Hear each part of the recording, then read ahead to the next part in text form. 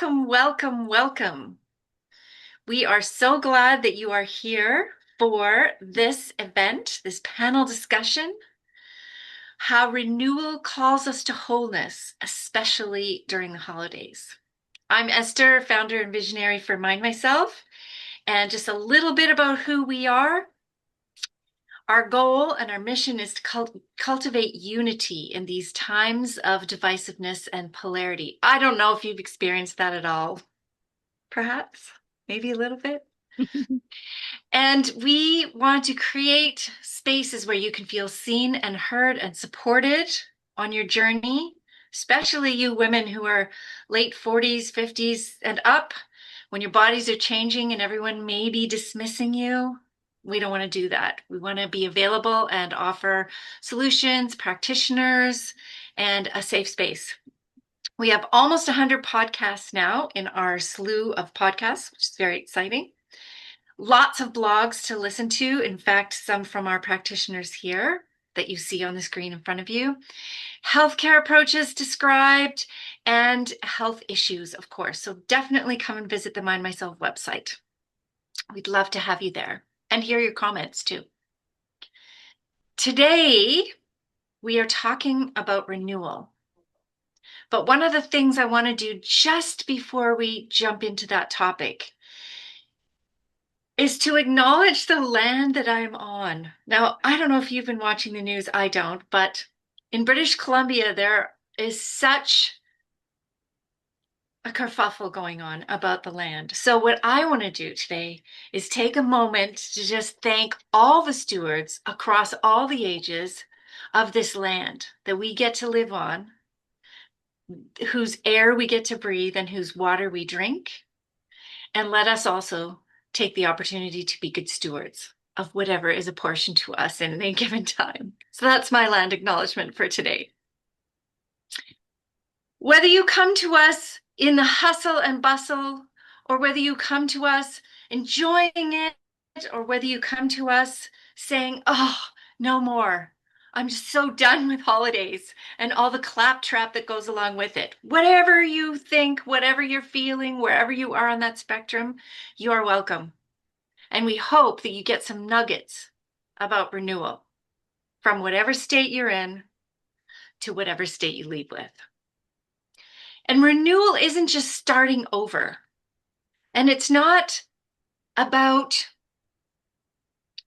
all of the things that bind us and keep us constricted, let's just say. And it's not about shattering all those all at once, but it's taking the moment to remember who we are underneath all of that. And sometimes it begins quietly with just a pause or even a brief willingness to soften what we've been holding on to. And renewal is definitely not a project to complete, but it's an ongoing process. And I suggest that it's a rhythm to return to and call upon, and to remind us that we are whole inside. And each of our panelists today is going to have their own perspectives on what is renewal. And I heard a great new word in this last few weeks, revivify. So let's talk about renewal and revivification this evening as we are together.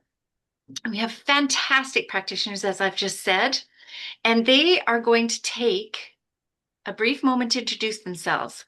And I want to set that tone with a slight phrase from the poet David Whyte, from his written work, Everything is Waiting for You. And David says, when your eyes are tired, the world is tired also. When your vision has gone, no part of the world can find you. Begin again, to the summoning birds, to the sight of light at the window. Begin again. So as we talk about new beginnings and renewal, Sherry Strong, will you start us off, please? Tell us a little bit about who you are. So my background is as a chef nutritionist. I had my first holistic cooking school in Melbourne, Australia in 1993. And since then, I've been on a journey. I've been a professional speaker, a television presenter, an author, and an artist, and I've branded myself as a food philosopher for many years. And just recently, I've moved into bringing all of that together by looking at people's blood through live blood microscopy. Thanks, Sherry. Bill Chalmers.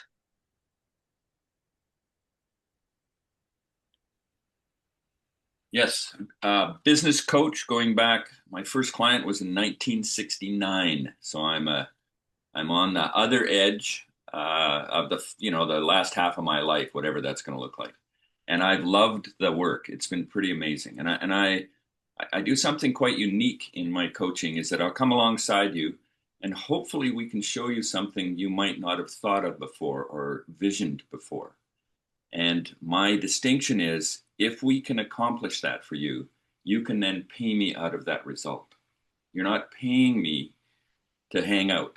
I'm not good at that. Feedback that doesn't flatter is part of my life. I'm not going to flatter you. You're not hiring a friend. I'm not patting you on your head and going, oh, that's terrible. I'm actually believing if you're going to be coached, you actually want to do something about it. So it takes two of us. And I have a lot of fun with it. And sometimes my clients don't, just so we're clear. Thank you, Bill. But always get a result if they put in the work. Always get a result.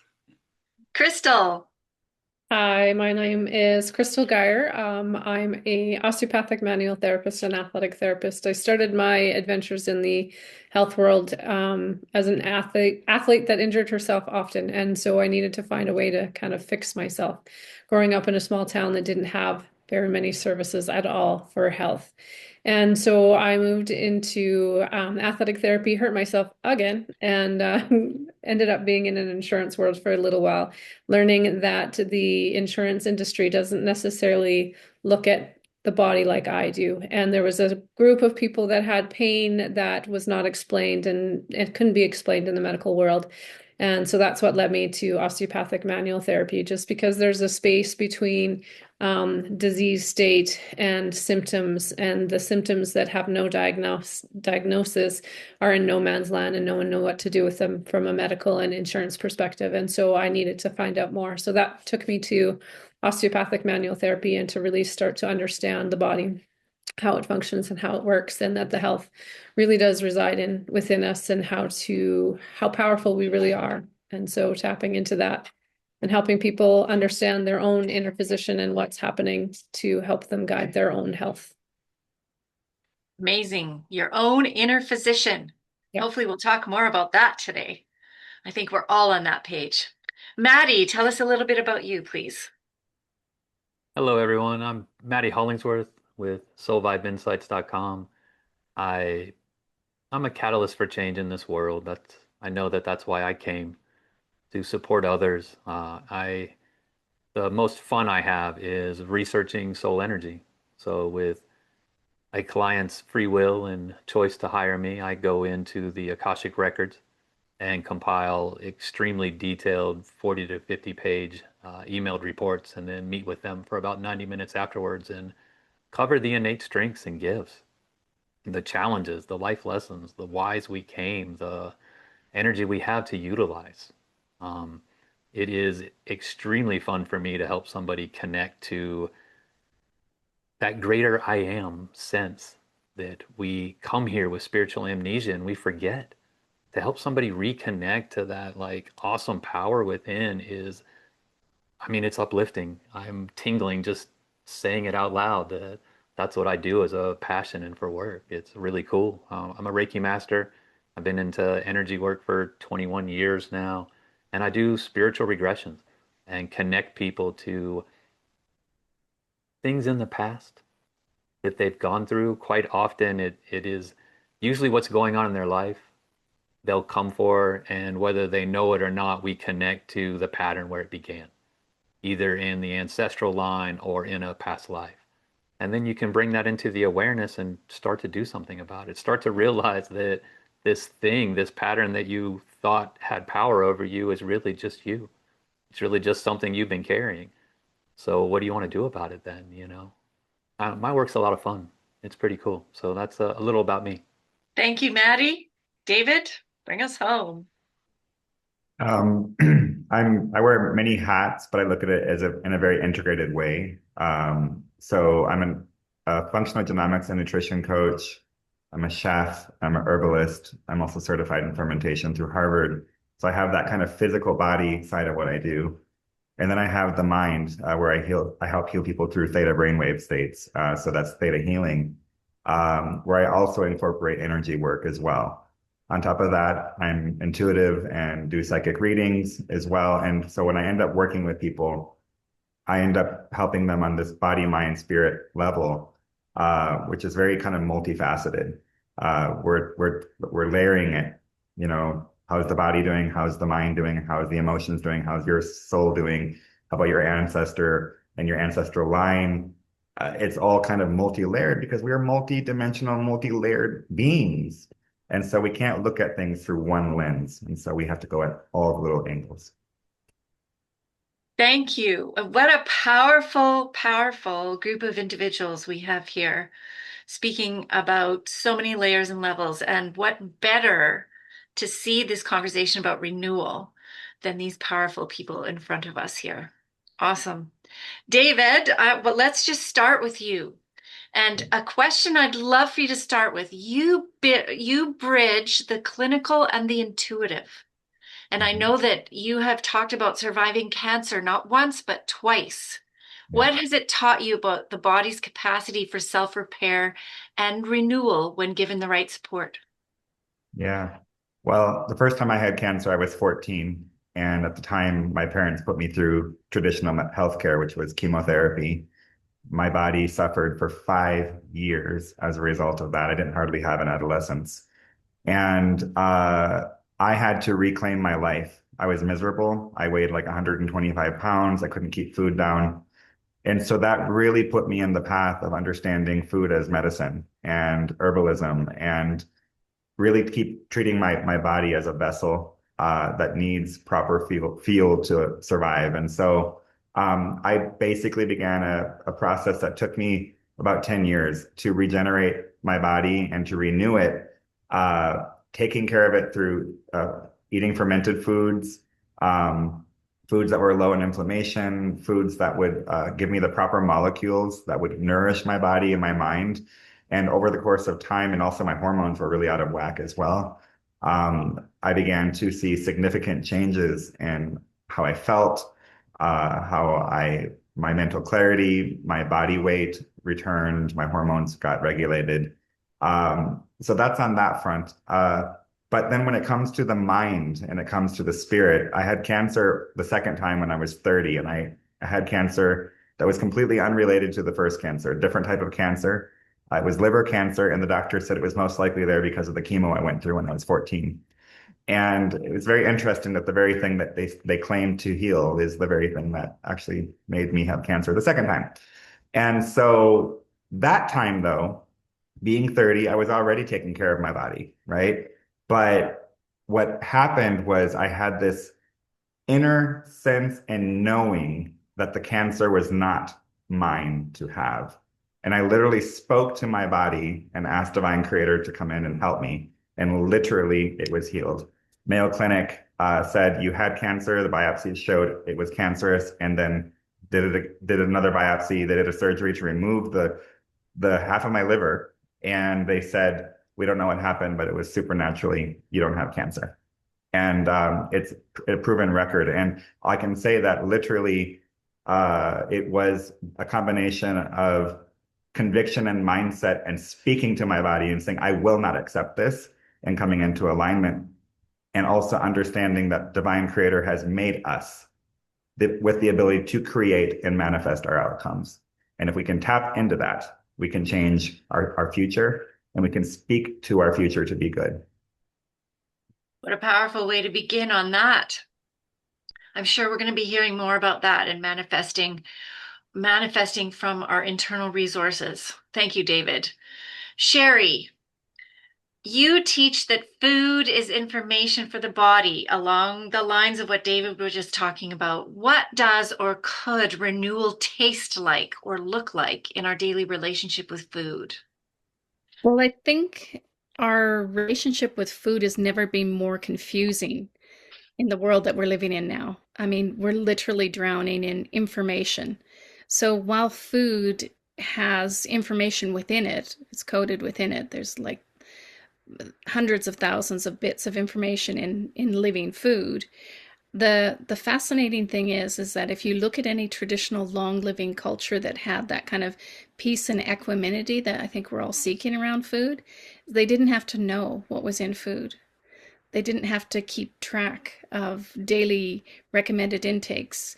There was no such thing as, how many blueberries do I need, or, how much, mammoth with my blueberry, kind of thing like that. It was just, we ate within the seasons. We ate what was within our surroundings. We ate things that weren't poisoned.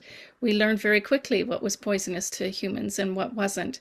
And we didn't highly process our food. And so I think the piece around renewal is that we can have that beautiful peace and equanimity around food if we just go back to understanding how the human species is optimally designed to eat. And that's not a specific diet, because it's different all over the planet.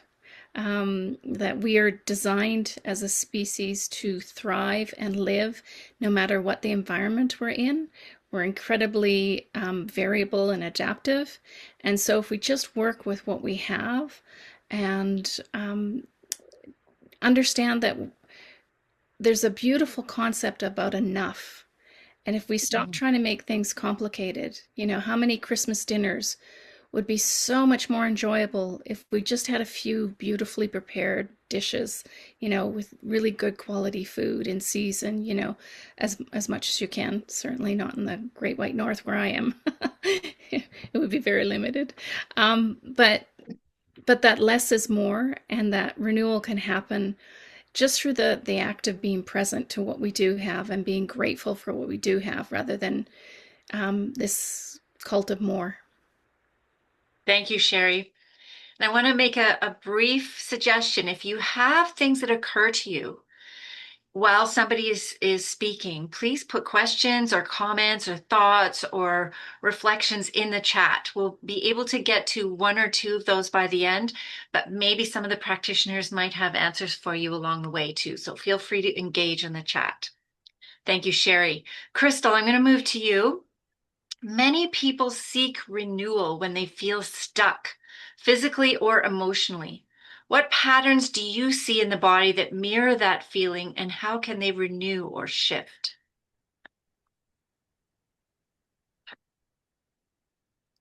Sorry. It's all good. When things are going well and we're in flow, that is we find things are easy in all facets of our life. We'll eat well, we'll exercise, our mental capacities, we're positive in our thinking, we move through life with greater ease. Our spiritual practices might be something that we can, do every day with ease. It's when we are feeling a little stuck, that something, a key element, perhaps in one of the various areas of our body or our life happens. So it might be in our physical realm, our emotional realm, our spiritual realm, our mental space. Something will change and we will feel stuck. When we're in flow, we feel light and generally quite happy, because our hormones that are associated with that type of experience make us feel lighter. They're actually molecularly lighter than anything that feels more stuck, like anger or resentment. That has a heavier molecule to it. And so we actually feel heavier because we are actually physically heavier. And so when we feel stuck, something in one of those kind of areas has changed within us. We might have let go of our exercise routine because we've gotten super busy with work, for example. And so that one little change then changes all the other facets of our world. And so then we start to feel stuck. And things start, even though life might not actually be different, we feel heavier and we feel more challenged with what's happening in our life instead of moving through flow and with grace and ease. And so what I find is awareness is the biggest key of, getting unstuck. And that's kind of looking at those four quadrants of your world and seeing in what has changed and what has shifted and what can do in any of those categories to kind of help move it forward. So it might be as simple as, improving your diet. It might be as simple as awareness of your thoughts throughout the day and what am I saying to myself or what am I thinking to understand what challenge you're currently looking at and needing to deal with. And so that's kind of my sense of how we see ourselves in when we're stuck. It's more that idea of it just doesn't feel like we're in flow anymore. Returning to flow. Thank you, Crystal. Maddie, a question for you. Renewal often asks us to trust timing. How do you help clients discern between waiting for alignment and avoiding action? Wow. The the biggest thing to know is we're in physical reality. We're in 3D when we put on our human suit and come have this experience in the lifetime that we're in. And action is how we solidify anything in this reality. We physically move, we physically do. So at some point we have to take action. We want it to feel right. We want it to feel in alignment, but we're all different. I'm the kind of person that I probably in my life have made 10 times the mistakes as I have in getting something right. But that's how I work through things. I work through it physically. I love to connect and get into the mind, but it's the doing, it's the working. And it really elevated for me when I let go of the perfection, Mm. of the need to achieve perfection. Mm. That was very, I didn't know it at the time, but it was very renewing for me. It was very freeing to just be, to connect to myself and have that self-love. And, that's what I try to tell people is, who cares what anyone else is telling you? I mean, if I'm telling you something and it doesn't feel right, take it with a grain of salt. But at some point, you have to move with what's feeling good to you and what you're doing. And it's okay if somebody else looks in and goes, well, that's wrong. Like, okay, great. I'm experiencing life. Life is all of the things. Like, that's one of the most beautiful things about being here is there's so much imperfection that there's this word called perfect right in the middle of all that. By living your life and living in this imperfection and all the craziness and all the joys and ups and downs and loves and hates and whatever is going on in your world, living that is what's perfect about being here, is you're experiencing life. And that's what I really try to help somebody understand if they aren't connected to that, is whether you're waiting for alignment, whether you're taking action, whether you're avoiding it. I mean, life is just life. So live it. Be free. Love yourself and just be free to live life and experience your life. Yeah. Thank you, Maddie. In the last couple of years, I've heard a phrase, embrace your flossomeness. Embrace your flossomeness. So in the imperfection, embrace the flossomeness. I love that. Thank you. Bill, you work with leaders a lot. So renewal in leadership, I would say, often begins with honest self-reflection. How do you help people recognize when it's time for inner renovation, not just external change? Box on the ears. That'll do it every time. I think leaders are just people. And we use leadership, and it's become quite weaponized. It's very interesting to watch. And so my first job with anybody that I'm going to spend some time with is to get them to back up a little bit. And I'm a big Socrates fan. And he's got a whole bunch of three of these and three of those and three of those and three of those. He's got a bunch of those. So the three that I start with are, so what do you know? And I get them to actually go through that, and they have to write pages. They have to actually physically write it out. It's not, you can't type it. I want you physically enjoying that or being in pain. You got to use a pen and paper. What do you know? And I want it across the board, just like all of us have got uh, expanded expertise outside of the title or the name of what we took and decided to learn about. What do you know? And then the second question is, how do you know what you know? Because my experience with this brilliant thing called the internet and its complete lack of, what's the best word I can use? There's no common knowledge in it. There's no, oh, this is quite intuitive. There's nothing intuitive about the internet at all for me. Okay, that it doesn't work for me. I struggle trying to figure out many times how to get through it or find information. And then the overwhelm of information isn't the issue. It's how do I filter all that? What's my intuition doing and how do I get in touch with that if all my learning in the last 5 years has been workshops like this? When is the last book I read? When was the last time I sat down with three people who completely disagreed with everything that we were all talking about and we talked for 2 hours and got clarity? When did I do that the last time? Because not only what you know, but how did you know? How do you know what you know? And then why should you care about that? Like if I learn about all these people who died in a tunnel in France because it collapsed, because it's on the news, what's the point of that information? Now, it's horrible, terrible stuff. I got it. But what do I do with that? And Socrates was really big on this. If it's a lie, if it's you're not sure, did you hear about? I mean, the amount of gossip that's on all this stuff is truly amazing. And he would ask, so is that true? Great. If it's not true, and you don't think I'm going to have any impact to help fix that, why would you tell me that in the first place?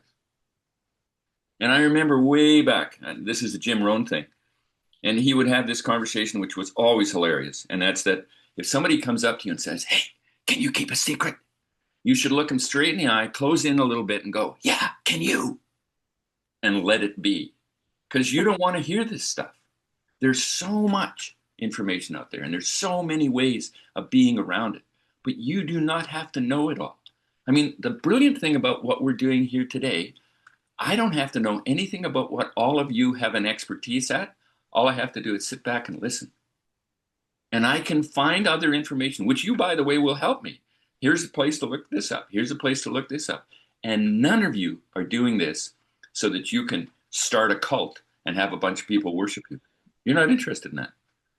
Well, maybe that's a separate thing. Too much work, Bill. Thanks. Yes, way too much work. That's great. Thank you.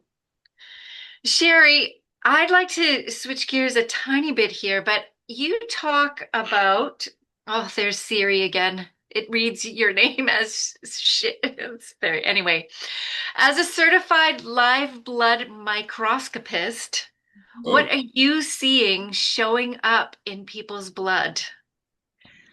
Well, if we're going to tie that question into renewal, the cool thing about our blood is that every 120 days our body renews the blood. But what can also happen is even though we can have fresh blood cells being produced every day, our blood also can tell the history. It's like water, it has memory to it, and that's where dried blood is even more fascinating in some respects than live blood. So, but overall, what I'm seeing is, the blood's meant to have, beautiful, bouncy cells bouncing off of each other. Bing, bing, bing. Allows, for oxygenation of our cells and everything. But what I'm seeing most commonly now amongst almost everyone is misshapen cells, cells that are sticking together. And the background of what's actually going on behind the red blood cells is as important as the condition of our blood cells. And we're seeing lots of bizarre things showing up in the blood, things that a lot of microscopists had not seen prior to 2021. So, and I think right now, one of the biggest things is we are under environmental conditions that are toxic to the human body in air, land, water, our food, our clothing, depending on how our houses are built. So we're seeing a lot of that congestion show up in the polymorphic cycle of the blood, in that we're moving into a decomposition stage, which is the precursor disease. And we're seeing signs of that in almost every person's blood, even people who lead a very healthy lifestyle, because there's certain things that we don't have control over. So, as far as renewal goes, when we actually take back our power and stop eating the things that, are mostly out of comfort, that make us sick or weaken us, dumb us down, and we start to take each day to kind of understand and look at the body as a whole, not just as a physical being, but to understand that there's so much more that we can control in the mental, emotional, and spiritual side of our bodies that can then impact and help us clear up what's happening in the blood. Thank you. And maybe we can come back to that at the end too, a little bit more about solutions for moving forward, leaving people with something like that. I find it such a fascinating technology. Having worked with a number of practitioners, love to work with you, but you live in Alberta and I live here in BC. So, because it's just so informative when you see a hologram of what's actually going on in your body right there on the screen. So amazing. Thank you for that, Sherry.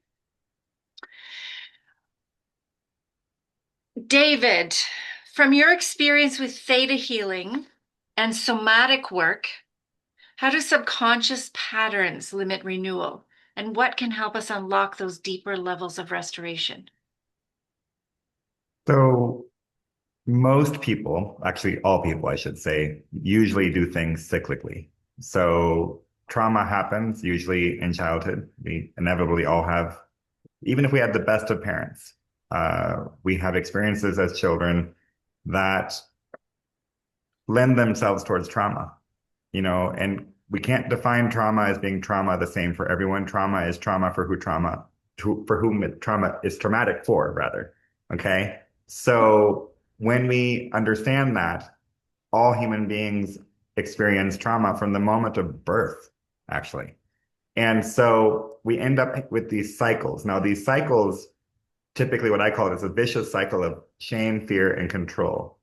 So whenever something happens in our life that is traumatic, the first feeling that we feel subconsciously is shame. We're ashamed, we feel vulnerable, and then we feel afraid because we feel that vulnerability. And so what happens is human beings, we don't want to experience shame and fear. So we seek to control it. And therein, there's a cycle. Because typically the very thing that we try to control circumstantially is the very thing that puts us back in the cycle of shame and fear again. The very thing that we seek to have as protection becomes our prison and our cage. And so we typically will go, this is an example, I'm never going to let anyone hurt me again. So I'm going to be strong and I'm going to be superior. So I raise myself up and I'm now ready for a fight at any given moment. And what do I have in my life? A pattern of constant conflict that keeps me continually feeling afraid of people and relationships. Or by the other side of it, it can be I'm inferior, so I'm going to retract and not be in a relationship. And now I've let others have control and power over me by my absence. And so to have a renewal requires going back to the original source of trauma. Now, here's the problem, is that so often, because most of these traumas that happen and create that cycle in us happen in that theta brainwave state when we're between the ages of 4 and 7. Most commonly across the board with almost all of my clients, doesn't matter if they're going through a divorce in the present or if they're going through a traumatic thing with their mother in the present, the pattern usually began in childhood. And we can even go further than that into ancestral stuff, okay? But really, to change the pattern and to renew it needs to go back to the source of when it happened at the subconscious level, and that's where theta healing comes in. Because we do remember. The body remembers, the mind remembers, the soul remembers, but our conscious mind, to protect us from the pain, brings it under and sweeps it under the rug so we don't feel it. So to open it up requires getting into that theta brainwave state, which is the subconscious mind. And to get that is a whole approach, which you'll have to experience, but it's a process of really letting go and releasing and tapping into the subconscious as well as to the universal energy and consciousness. So Thank you. And having seen a session, Bill had a session with you, and just wanting to say it was amazing to be a witness to that process. And each of the practitioners here does incredible work. So feel free, anybody watching this now or later, definitely reach out if you're wanting some assistance on any of these levels. Bill, I'm going to come to you next, and we'll shift it up a little bit, but I think it actually is perfect to follow David's question here. Bill, you're known for humor and authenticity in transformation. How does laughter contribute to renewal in a serious work environment or personal environment? I think it's interesting because my experience over the years that I've played inside the arena is people really think they have to get serious to get something done. And I just look at some of God's work. Has anybody seen a platypus? Those are leftover parts. There is no question in my mind. That's not a creative, oh my goodness, here's a brand new thing that I'll do. He's got stuff left all over and it doesn't even work the way it's supposed to as a mammal. That's the first one. What about a giraffe? They have exactly the same vertebra that we do, 7. They're a little bigger. You ever watch a giraffe try to drink? It must go through their mind every time. Who did this to me? Because for them to try to get a drink, 9 feet high, like, wow. If we don't have a sense of humor, I mean, look at the poop that's going on in our life. In fact, all of the things you're talking about so far, you say, oh, and leadership. Yeah, Bill, what about the corporations? So they've got all these kids' stuff that's never been resolved, that people are denying. You know, no, I had a great childhood. Everything was fine. We had lots of money, blah, blah, blah. Yeah, that's not the issue. Were you traumatized? And all of us have been traumatized in some way. And in many ways of that trauma, it's not been resolved in any way. And it doesn't matter. One of the things I've learned, and this is huge for me, my whole life has been about override. And I've done a couple hundred firewalks, never got burned. You know, that's, wow, we can get pretty excited about that and think, wow, that's really good. What price do you think my body's paid for that? Because, you know, 1800 degrees should burn the bottom of your feet, and it didn't. But when you override, you're doing something to your whole game in a way that does not ultimately serve well. So the context then becomes, now I'm going to lead a bunch of people, and I think I should lead them the way that I've been taught.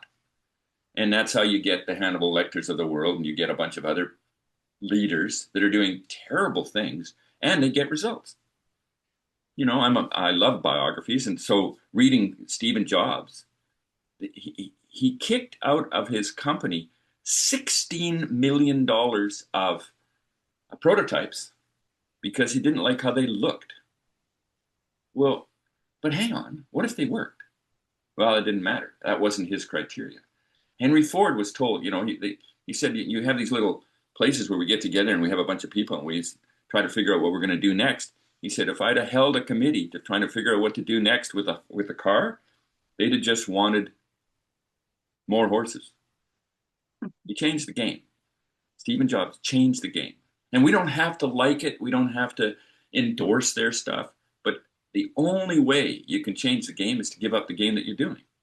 And if you're noticing that you got a lot of pain in your life and you notice you got a lot of angst and you're trying to, as David was saying, is stuff it down, or Maddie's even talking about the conversation about getting a better perspective or a different perspective or a more profound perspective just as a possibility. It's not, oh, here's what's happened. I'm thinking this is for you. It's just opening up a possibility.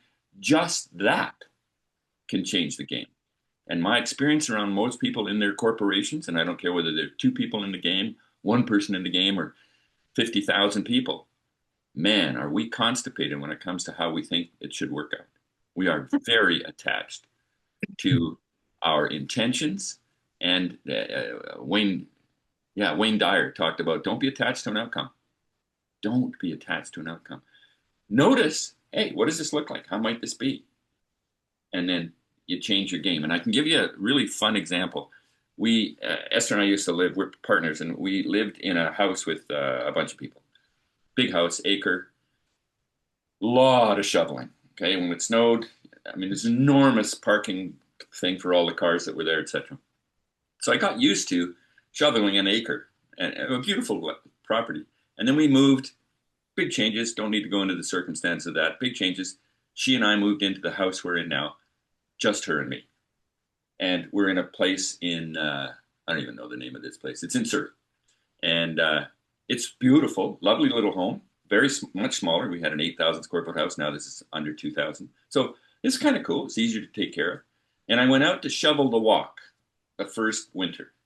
And the walk is like the width of the house, basically, sidewalk. So I went out and shoveled it, and I looked at the neighbors. Remember, I've just shoveled an acre for a while, and this is easy. So I shoveled the next door neighbor on the left side. I shoveled the next door neighbor on the right side. I haven't come anywhere near what it took me to shovel that acre. And I'm proud of myself. I just did it.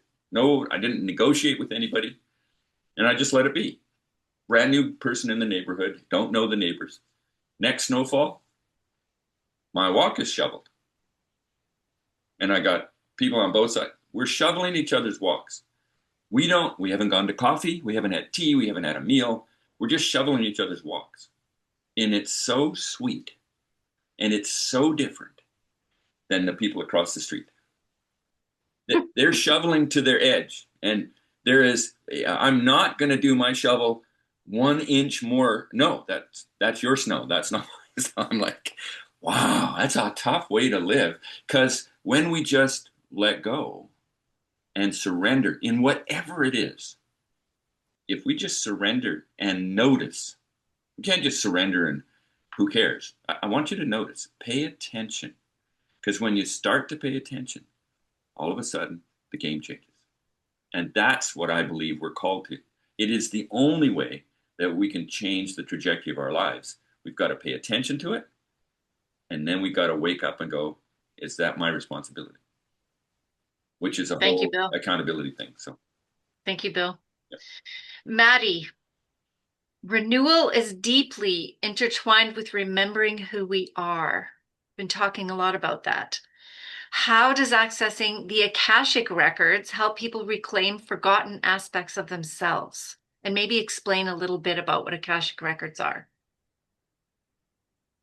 The Akashic records are, I like to tell people it's a spiritual Google. It's God, Goddess, the universe's supercomputer, if you will. It is a place, a vibe, an energy, a dimension that houses everything that has ever been, everything that is, and everything that potentially, possibly could ever be. It is, we are multidimensional beings. I mean, think about however old you are. Every second you've lived, your brain's been working. You've had experiences and feelings and thoughts. Try to remember this life. That's crazy. Just this one life. This is one time we've been here on earth. We do this over and over and over again to grow as a soul through our experience. And that's just earth. We're constantly, the rest of our souls in a light body and spirit up to things. We go to other universes, other planets, other star systems and have experiences. The human brain that when we put this meat suit on, this brain can't remember all of that. But you can access the records and you can access your memories. You can access what you've done, what you didn't do. How would it have worked out if I made a choice differently and experience these things? So accessing the records gives you the ability to access anything you want. The only thing that you can access is what you can't think to ask about, really. That's what I've found. It's kind of like being in a deep sea submersible and you've got little lights on it and you're down in the depths of the ocean and you can't see anything except what your little light shines on. The Akashic records are just so vast that it's really about what you want or what you're thinking of in that moment. When I teach people how to access the records, one of the things I talk about is go in with questions ready. Go in with a theme that you want to explore. Because once you get there, you can sometimes I just end up sitting in quiet and just let come what comes. My most productive research sessions and reconnecting with myself and, past experiences and energies and the stuff that I came to work on is when I've actually kind of thought about it as Maddie, the human first, before I go in and try to experience Maddie, the multidimensional being in, a fifth dimensional light and tap into that God, Goddess, the universe that we all are. So it really is just having a way to access where you trust that the answers are there, the experiences are there, they're captured, they're just waiting for you to ask about it. Ask and you shall be given. I mean, that's basically the records right there. Thank you, Maddie. And Yeah. so let's transition from the spirit back over to maybe a little bit more of the physical, Crystal. I know that you bridge movement and osteopathy. How do you define renewal in the context of the body's structural and energetic systems? I'm looking at renewal as more removing the impediments that prevent the body from its natural state of health. In osteopathy, we talk about four principles. The one being structure governs the function. So any alteration in the structure of any part of the body, so if it's in the physical, the fluid or emotional realm, the mental and electromagnetic realm, or the spiritual morphogenic realm, it means there's actual change happening to the structure itself. And then you change that structure, you change its ability to do its job. So considering a tree and a tree branch. So a tree branch on that's dead may look the same in the wintertime as a brand new tree branch. But if we think about the amount of fluid that's within that branch, it's going to respond differently in the wind. One will bend freely and the other one is likely to snap. And so this is how structure in our body governs our function. And so this idea of a renewal is this idea that we can regain that normal structure, we can move towards health. And one of the another osteopathic principle is the idea that we are a system of interregulation, interrelated systems, but that are able to move towards health, that are able to heal itself. And so by removing some of the restrictions, whether it be a position of a tissue or a bone or a joint, or it's a misfiring of the muscular system because we had to adapt to how to walk when we sprained our ankle, by reintroducing what is the right procedure for the body or right structure for the body, it will just naturally move towards better health. Excellent. And I think that's what we're all looking for. And I love that interrelated systems. And Maddie, I'm going to hop back to you again. And whether or not people believe in past lifetimes or other universes or any of that, I know that you do, and you work in those realms. In your experience, how might past life patterns influence the cycles of renewal we face here and now?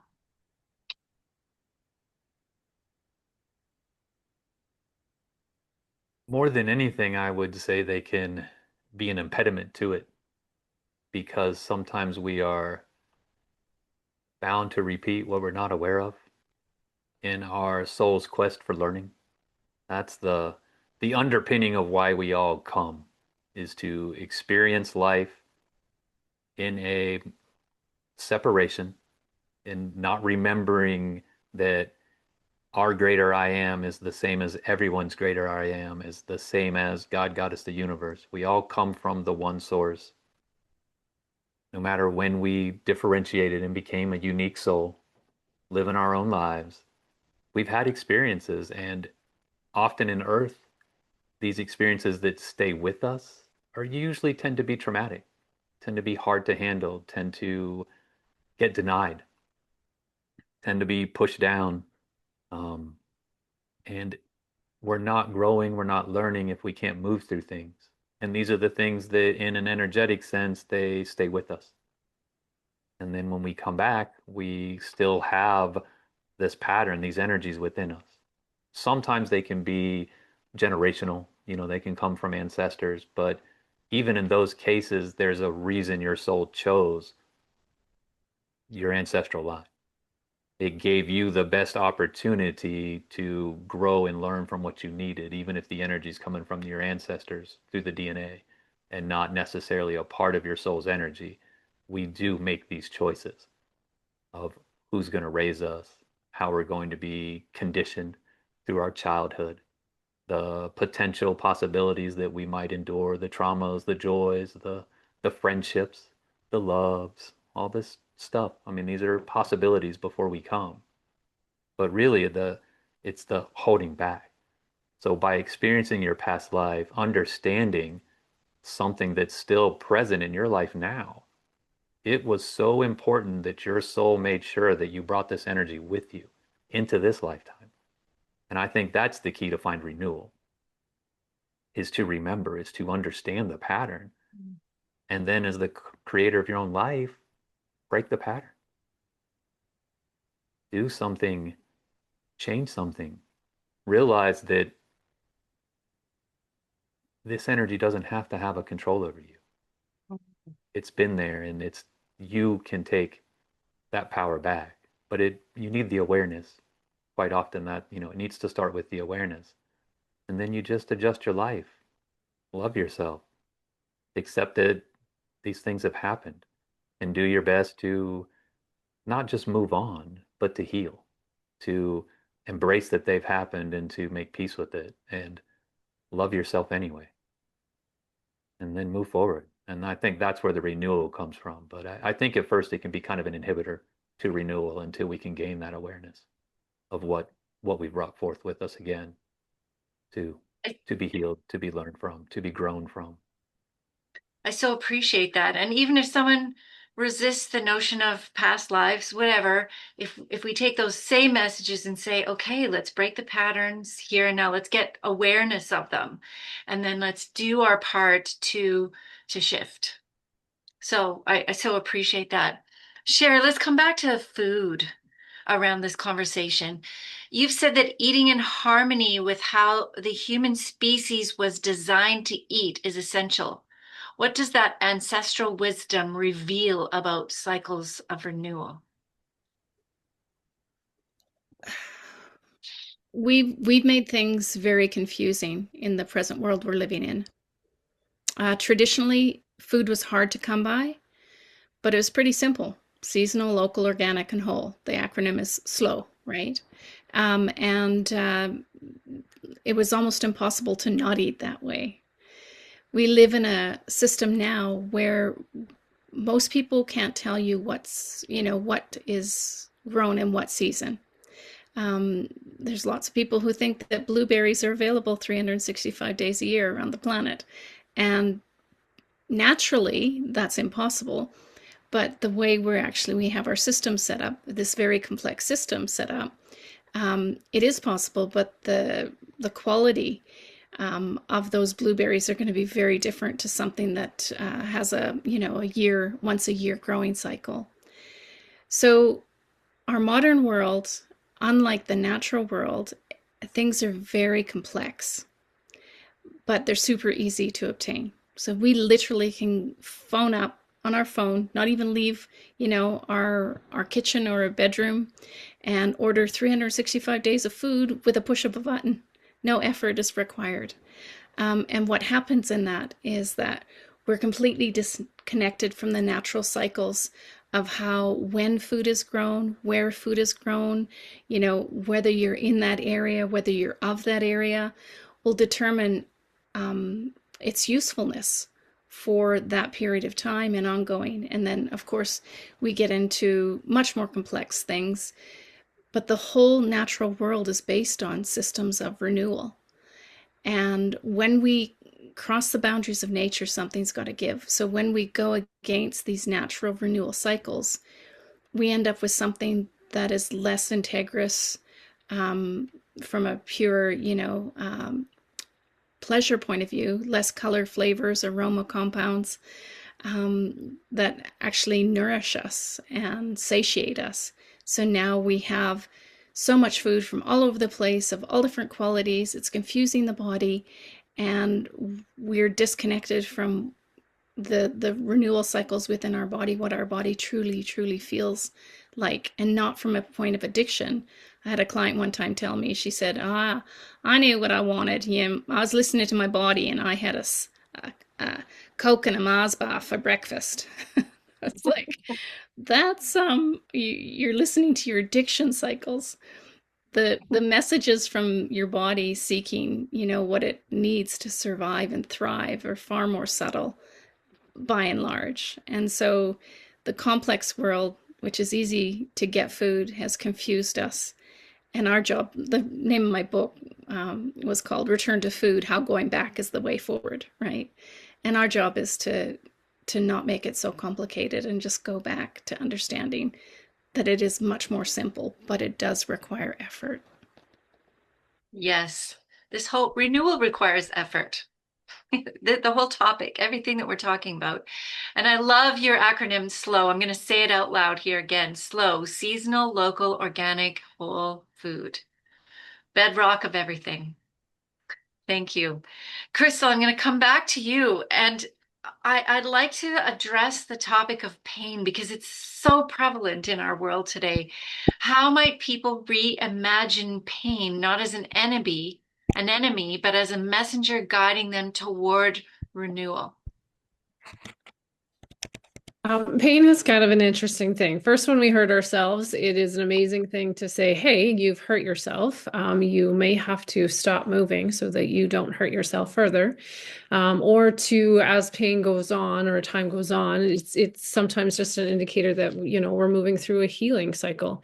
There's a part of the whole entire pain cycle is that we start with inflammation, which does create pain, and we need that inflammation cycle to initiate healing. And so very, very important that we have that moment of discomfort. But pain, when it's not something that is acute, is more just information. So it's information of perhaps that there's something in our body that we need to pay attention to, but perhaps it's something in our life we need to pay attention to.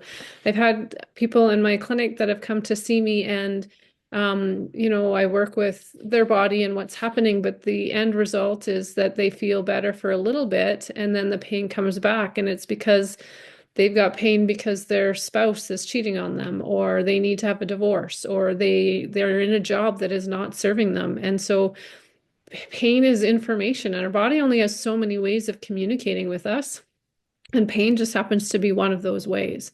So it becomes more of a situation for us to be aware of our whole world and not just the physical pain that we're experiencing, to identify why we might be in pain. And that takes awareness and self-reflection and actually paying attention. So I look at pain as it's a tool to use to help us live a beautiful life. A whole different reframe on it all. If we can keep that at the forefront instead of being taken down by it, for sure. David, renewal often begins in the unseen, in the cellular or even genetic spaces of our being, including pain. How do you see functional genomics helping people renew from the inside out? Well, certainly we inherit some characteristics and traits from our family lines, right? That can be both on the physical as well as on the mental, emotional, spiritual predispositions. However, a lot of functional genomics is focused on your genes and how they're responding into your environment now in the present. So look at it this way: our genes open and close, or they lie dormant, or they get activated depending on what we do. So maybe even bad sleep can affect your genes. Eating processed foods can affect your genes. Being in toxic environments can affect your genes. And the positive as well can be in place. So we can have this whole genetic thread that can just be not functioning how it's supposed to when we were designed to function optimally because we're not getting what we need. At the cellular level, we have to look at the mitochondria. So these are the engines of our cells. Think of it as like being like the batteries that keep every single one of our millions and millions and millions of cells in our body going. And these mitochondria need fuel. And what fuels the mitochondria is sleep, oxygen, good water, and nutrition. Molecules from actual plants. Okay? Actual plants, not processed, not fake. Now keep in mind, if we have a body that is full of this genetic code, right? And all of these cells, but then we're consuming processed foods that literally has no molecules in it that our body can absorb in a proper way. How then can our body function in an optimal way? Okay, so there's that. On the other side of it is there are actually we look at these supplementation, right? Like we take these pills and take these pills. And you have to understand that the vast majority of the supplements that you eat or you take, you're going to be absorbing about 8 to 9% of it at best, because it's not been designed for your body to absorb. It's like putting a watermelon through a chain link fence. It doesn't work. And so we poop or pee it out. And so you have to look for supplementation that actually has molecules that can be absorbed into our system, which most supplement companies don't pay attention to. It's just as bad as big pharma. So this is where I agree with Sherry. And I am a proponent of supplementation, but I vet my supplements very closely as an herbalist.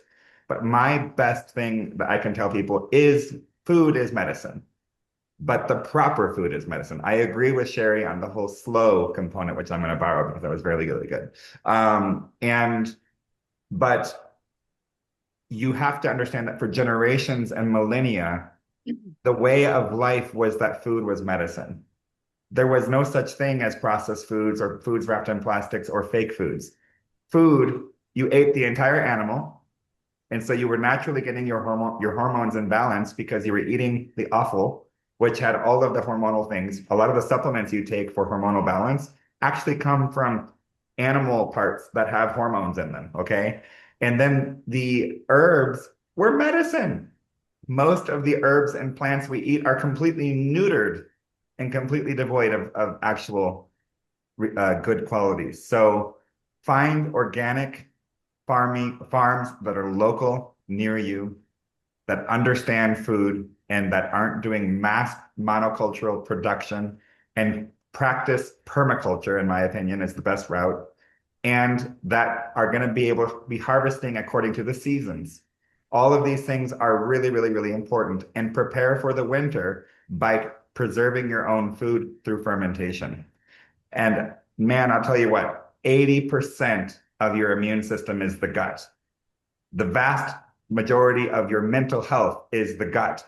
When you have good microbiome, if your microbiome is healthy in your gut, the good flora are literally speaking to you. You have this beautiful symbiotic ecosystem in your body. So as Maddie was saying earlier, it's multidimensional, not only in this life, but you right now aren't just one being.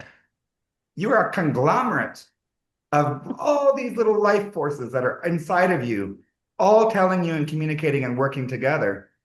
And so keep that in mind before you take antibiotics. Keep that in mind before you just go with the big pharma stuff.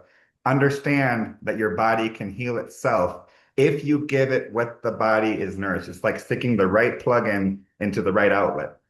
It works when you do it right.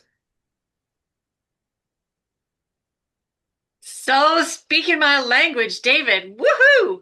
And when you start buying local organic food from farmers who you get to know and meet, honestly, you can taste the difference. You can. There's no question. You can taste the difference. Over to you, Bill. Talking about creativity now. What role does creativity, whether it's painting, storytelling, strategic thinking, whatever form of creativity, play in sustaining a person or a leader's capacity for renewal? Well, there's two things that come to mind here, and it's watching this group. David, if you could show a little enthusiasm for what you're talking about, that would be really useful. Without that level of enthusiasm for all of us, whatever the passion is that we've got, we need to demonstrate that to those around us who we're either trying to lead or trying to help. When you talk, leadership is amazing. My mom and dad in particular, would sit down 33 1/3 speed records, and we'd listen to Dale Carnegie reading his book. That was part of my job with my dad, and I had to take notes. So that leadership is different today. We are different leaders because we need a different type of leadership today. And my personal experiences, I've watched leaders around the world, they're not changing. But back in the 50s and 60s, there was this whole thing. There's a guy that did this: build a better mousetrap, and people will beat a path to your door. That is not true anymore. It was in the 30s and 40s. It's not true anymore. We're just overloaded with data. So how do we make ourselves look slightly different, or how do we put ourselves in a place where people are going to see our work and want to engage with it in whatever fashion that is, and however that might look. And the issue is, it's going to be the same thing it's been since the beginning of time: word of mouth. That's it. You can do all the advertising and do all the promotion, you can do all that stuff, but when somebody gets blown away by what you did, especially if it's simple, if it's as complex, and I've watched a bunch of stuff in the last 2 months as I've been healing. Man, some of the stuff, I just glaze over when I look at the document they want me to fill out so that I can keep track of what I'm supposed to be doing. I'm like, and I'm pretty good at that kind of stuff, but whoa, how about if I just do this? And then you can show me what that looks like for me, and then you come alongside and you do that. There's two quotes here. Almost everything will work again if you unplug it for a few minutes, including you. We have to get into nature. We have to hug a tree. We have to stop trying to do stuff all the time. We got to achieve, achieve, achieve. Well, what if we just stopped? And this whole thing, I'm learning some patience. Patience didn't come in a little box that said, here's how you apply that. Patience came with, I got a bunch of stuff. I can't even wrap my head around why some of this has happened to me, but I'm in the process of learning that and trying to understand it. And all great beginnings start in the dark. You don't know. And if you can own you don't know, you'll be a good leader. I don't know. Yeah, that's my 2 cents. Very Thank good. you, Bill. Thank you. Sherry, and I know we're back to nourishment. How do you connect nourishment of the body with nourishment of the spirit when guiding people toward healthier choices? That follows beautifully along with what Bill was saying. Yeah. One of the things I learned when I had my cooking school, if people learned what to eat and what not to eat, they had a certain level of success. When I could teach them the food philosophies and understanding how the human species is meant to eat, they'd have another level of success. When they got into the kitchen, learning how to prepare and source their own food, they had another level of success. But what I realized through a lot of that relationship with any practitioner that's good is they start to throw away the books once they've mastered that, and they start to listen to their intuition, and the intuition guides them to understanding. In my case, that when I realized that with most clients, it wasn't just that they were eating badly physically or they weren't nourishing themselves physically, and they had toxicity physically.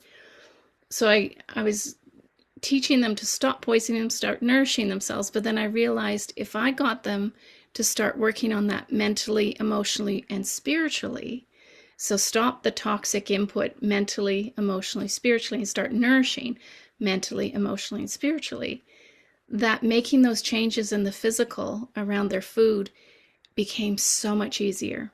So when I do a program called Sweet Freedom, we get people to give up sugar.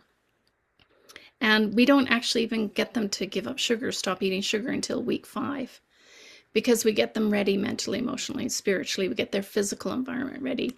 And what most people find is once they start to detox mentally, emotionally, and spiritually, the making that decision to stop sugar on, week 5 becomes so much easier. And that's what I learned, around that piece around nourishment. Thank you so much. Maddie, I'm going to come back over to you. When someone feels like they've lost their spark, how can the work you do and soul level insight reignite the inner light to help them make those better food decisions, to help them look at mitochondria, to help them make decisions around talking to local farmers, to moving their body differently? I mean, it's really, have they come to terms with the fact that they feel like they've lost that spark? because you never lose it. You just Mm. lose the awareness of it. Mm. And in turn, you might lose the connection to it. But you are that spark. We all are that spark. And I think if you can wrap your head around that, come into that awareness, and get connected again with no matter what your life looks like, no matter what judgments you have about your life, you are that spark. You are that beauty, and that light is always within you. It's always within all of us. And I really think it's that awareness. And for me, there's something about that knowledge, that knowing, just talking about it right now. I have that tingle. I have that feeling in me that I'm not just alone. I'm not just adrift and lost, that I am connected. No matter where my mind is at, our mind will come up with all sorts of reasons and why fors for why something may or may not be the way it needs to be. But any moment, if you can just pause, take a breath, and realize that you are that spark, then you can lean into that. That becomes your rock. That becomes your strength. That reignites anything you want to do or accomplish or try for. Because pass or fail, win or lose, it doesn't matter because you are that spark. You are that connection, and it can never be severed. You may forget it. You may have a really challenging moments in your life, and it might not be in the forefront of your mind. But at any moment, you can just stop and take a moment and realize that you are that spark. Remember that no matter all the imperfections that are around you, your life is perfectly meant for you. The good, the bad, the ugly, the beautiful, it's all meant for you. And I think it takes a little perception tweak. I think a little perception tweak can help a lot of things. Mm. But, just coming back to the fact that you are that spark reignites so much. I love it. And again, returning to that theme, embrace your flossomness. The whole bit of it. I love it.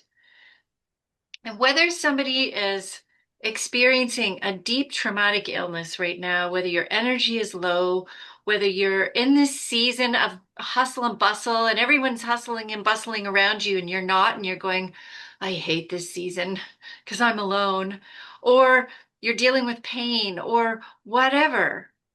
There are so many things that can get in the way. And David, I'm going to come over to you. When renewal feels slow or invisible or impossible, what daily or seasonal practices do you recommend to nurture that faith in our ability to nurture ongoing regeneration?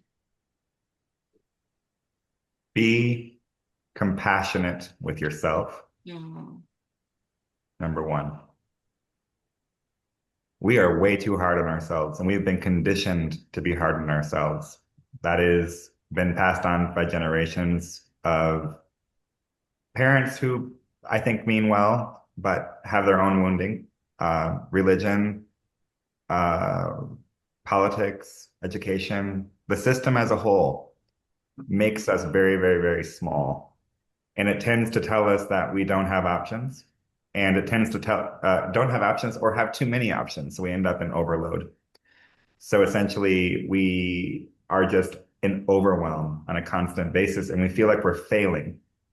Even today, I think the danger can be, well, I'm hearing all these things, but I don't understand Akasha. I don't understand I don't understand what uh, blood micros, I can't say that word, microscopic, I can't even say the word. Microscopy. Microscopy, thank you, is. I don't understand what Crystal does with, osteopathic work and everything you talked about mitochondria. It's too much. It's overwhelming. Be compassionate with yourself energetically. Have mercy on yourself right now. Take a moment and breathe. And know that sometimes the answer is just right there in the listening in the moment. Let your intuition guide you. Listen to your body. Listen to your soul's desire in this moment. And remember, you already know what to do. Mm. Thank you, David. Crystal, I'm going to come back over to you about the body. Let's riff off what David just said. How does the body factor into this from your perspective? I don't um yeah, David said everything, I think, honestly. But really our body is just it is, as Maddie said, it's the meat suit that our soul is in this lifetime on this earth. And it is our car. Our soul is in this vehicle and it's driving along. And so it does come down to what is our body telling us? What are our emotions telling us? What is the world around us telling us? That knowing that we all have inside of us, however that information comes to you. Um, and it may be in the form of my gut feeling tells me this, right? It can show up in our body as symptoms. We can get a belly that doesn't feel great when something we're going to go and do isn't right for us. We can get that fluttery excitement when the thing that we're going to do is perfect for us. It's all about learning those little things that your body tells you every day and in every moment, in whatever way it tells you, and learning that about yourself in order to be able to move through this life with grace and ease. And I think too, the other thing is coming back to breath. Our breath, we have no idea how powerful our breath is. And sometimes just taking some moments to breathe into our heart space and really sink into our heart and get out of our head. And even just in that moment, you can ask yourself a question. In all likelihood, you'll have the answer within moments. And it's the answer is always like short. If it's long-winded, that's your ego. If it's a one or two, maybe three words, that's your answer. And our knowing, we know the answer. Just like David said, we know the answer. We are just too often not willing to look at it and do it because it takes effort. And so I think our biggest thing that we need to do and start doing more of each day is maybe just dropping in and feeling, how is my body today? Because it's speaking to us always. I love that. I'm just taking few little notes here. And before I come over to you, Bill, there's a question in the chat that we'll get to after Bill's response to his question. Melanie asks, what renewal or refresh 1 minute tip do you like and perhaps we could practice that you might want to share with us? And she wants to hear from me too. So perhaps we'll do that at the end. So just keep that in mind as we wrap up. Maddie has put one in the chat. If you have one that you want to put in the chat as well, that's great. But before we get there, Bill, personally, what practices help you return to center and keep your own creative spirit renewed after decades of guiding others?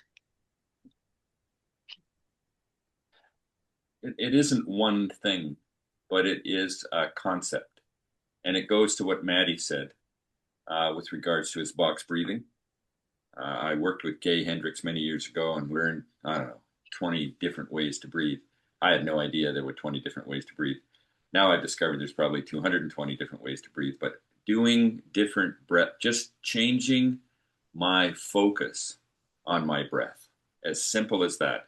Working with Feldenkrais people and recognizing microscopic movement. I talk about, people were saying you shouldn't say this, but my healing over the last 2 months has been microscopic improvement at glacial speed. It has not been, whoa, here we go. It's been slow and steady, but every day there's been a change. And I'm more aware of it today. I love that. And I have to admit that over previous 60 plus years, I didn't live that way. I lived Mach 2 with my hair on fire. I had stuff to do. This is very different. And I think there's magic in that. Like truly, without getting into the Harry Potter magic, there is magic in being in a state when you realize, and again, I'm a Brené Brown fan, and she says, only when we're brave enough to explore the darkness will we discover the infinite power of our light. And it doesn't go away. We might ignore it, we might disregard it, we might lose touch with it. And there, I've got a Christian background, and there, the context of footprints. There's a poem we're concerned that God's not there, and it's now He's carrying us. And I think there's something in that that's truly remarkable. And we need to be more in touch with that. To be good leaders, we actually have to surrender to the people that we're with. And again, there's tons of books. If you got the wrong people on the bus, get them off the bus. I mean, we take way too long, and we Canadians especially, we hang on to stuff way too long. We should let some stuff go. What's the worst thing that happen if you let it go? Oh, it won't be there. Or if it's on a 400-meter track, you can pick it up on the way around. I tell that to people when they're carrying pianos all the time. You can come back and pick it up. Maybe you don't want to. And so there's a place where I surrender to that. And I'm a George Bernard Shaw fan. I won't do the whole quote. Here's the tail end of it. I want to be thoroughly used up when I die. For the harder I work, the more I live. I rejoice in life for its own sake. Life is no brief candle. It's a sort of splendid torch, which with I've got a hold of for the moment, and I want to make it burn as brightly as possible before handing it on to future generations. And I think we're called to that. I don't think it's oh, well, hopefully this will work out. I think we are called to be the best, shiniest person we can be in every context of the four sacred bodies. That's it. Thank you, Bill. Thank you. We in our remaining minutes, let's answer that question from the chat from Melanie. I know there are a couple of there's Maddie's breathing in there, but what's something you want to leave people with today that they can do now that is a tip? You've already started doing this, but Sherry, what would you like to leave people with? Yeah, I think the 1 minute of action is better than 1,000 minutes of research and thinking. And when we can just get really centered and connected to our body, understanding that it doesn't have to be difficult. So eating an apple a day is going to be much better for you than reading 1,000 books on how good apples are.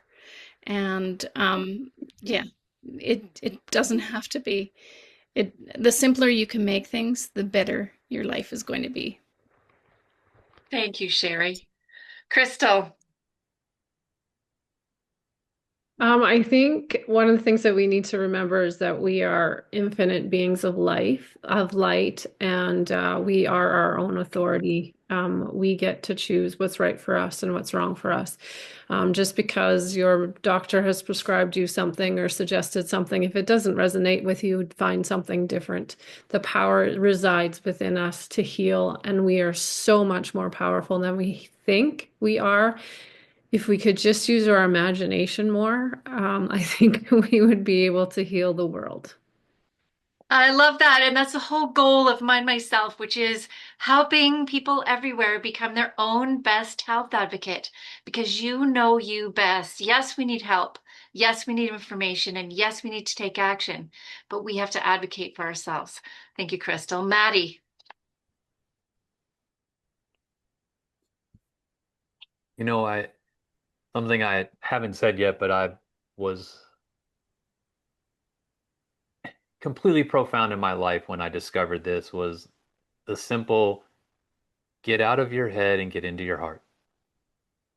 That is the most intelligent energy we have is in our heart space. It speaks in intuition and it uses feelings. And if you can just get out of all of this mess and center yourself down here, your life is going to dramatically change. How you become grounded in yourself. In, like Crystal said, I'm a big believer in there is no emphatic right or wrong. There's just right or wrong for me. And in the end, it's really just all right. It's really my perception of that moment and something being wrong. But if I take another moment to look at it and realize what can I learn? What can I do with this? What is it showing me? Is it pulling up my strengths or is it pulling up a, a limiting belief or something? Then it's like all of a sudden that wrong becomes right for me. But it's a lot easier when I'm grounded and settled into my heart space and I'm open to that because the head will quickly try to judge and try to move us along as fast as we can. So that is what I would offer. That simple tip of however you can get out of your head and into your heart. I love that. Bill, I'm going to go over to you again. Well, I think that there's a simplicity to it that's really important because we do live in a complex world. I don't want to dismiss that. It is complex. There's many of our things, conflict resolution and mediation, they're getting more and more complex. But we communicate for two reasons. That's it. We either communicate a cry for help or a loving intention. There is nothing else. Our reason for being here today is a loving intention to reach out to the world and do our best for them in whatever that looks like. Nobody here is trying to get themselves whatever. I mean, we've got written books, we've done all that stuff. We're here as a loving intention. And many times when people come to us, kids come to us. Anybody who's got kids, you think it's a power play? It's so rarely a power play. It's not about power. It's about significance. They want significance. And whatever that's going to look like, you got to figure out what that is. It's just a cry for help. And many times we plug in what we believe is our intuition. And all it is the judgments from all the stuff we've learned through all the books we've read and all the stuff we're listening to on the internet. Loving intention or a cry for help. And when you can get it to that place, you get smarter and you get wiser about how to respond. Fantastic. Thank you. And David, just before we come to you, in the chat, we will have put all of the practitioners' information. Megan is going to do that now. And a request has been asked that we read the solutions that were asked of that question for Melanie into the chat. Sorry, I'm going to read them out loud. So Maddie says, quiet the mind, close your eyes, and practice box breathing. My favorite is breath in for 4 seconds, hold for 4 seconds, and slowly exhale for 8 seconds. This will reset your nervous system response in as fast as 1 minute. Longer exhales than inhales is the key. And Crystal says, I like breath into the heart space and put a picture in your mind's eye that brings you absolute joy and feel that feeling that that picture brings you. Let that feeling move through your whole body. This also resets the nervous system and brings you into coherence. It's also a great place to ask the questions you need an answer to. The heart will know and share if it's not, even if it's not right away, but within a few days, you will have an answer. So it's about trust. And you can see the connections. If you're watching this after the fact, we will put those in the notes and you can reach out to the practitioners as well. And before you go, David, my favorite things to just return to renewal for myself are hydrate. Truly, we don't drink enough water. Breathe is the first. That's the first nutrient. Water is the second nutrient. As clean water as you can get, take a drink. And I should have said that at the beginning. Let's hydrate even through this. The next piece, walk, dance, and sing. And I need to do more of that dancing and singing because that just enlivens all of our cells. So, and I'm going to close after David. Do your little close, take us home. Yes, mineral rich, balanced water. Definitely, Sherry. How would you like to close, David? Well, let's take a moment. We had alluded to this earlier, but I want you to take a moment and close your eyes. And I want you to listen to your higher self in this moment. What do you need in this moment? What is highlighted that you're supposed to focus on to take the next steps towards renewal? The first thing that comes to mind. You are so loved. So Zora, Janice, Mubina, Rusty, Virlin, Judy, Diane, Melanie, Janet, and Kelsey, you are here in this moment for a reason. You chose to join us. And the answers are here for you. So listen to your inner self and then take the steps forward. Don't delay on it. If you sense something that you're supposed to do, act on it straight away tomorrow or tonight if it's something you can do tonight. Beautiful. Beautiful. And if you've had any inkling of a shift today toward renewal, whether it's a whisper, a breath, the moment that David just took us into, John O'Donohue, another one of my favorite poets, writes, "May the light of your soul guide you. May the light of your soul bless the work you do with the secret love and warmth of your heart. Renewal is your birthright. You are not required to be the same person you were a year ago, or a month ago, or a day ago, or a minute ago. When we allow ourselves to be shaped by the truth of our becoming, renewal ceases to be an event and becomes a way of life." And I love Mary Oliver too. She says, "Tell me, what is it you plan to do with your one wild, precious life?" Thank you so much for being here. We have a whole series of events planned for next year. Check out our events page. But we do all of this because you matter. Thank you for being here with us.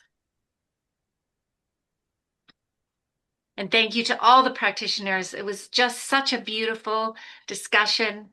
It was so heartful and heartfelt. And I appreciate each one of your energies. And for those of you feeling under the weather, there was a price higher than I can imagine for you being here. And if you've got wrestles going on in your life for all kinds of emotional or whatever other reasons, thank you, all of you, for being here and attending to this and sharing your love with the world. Thank you so much.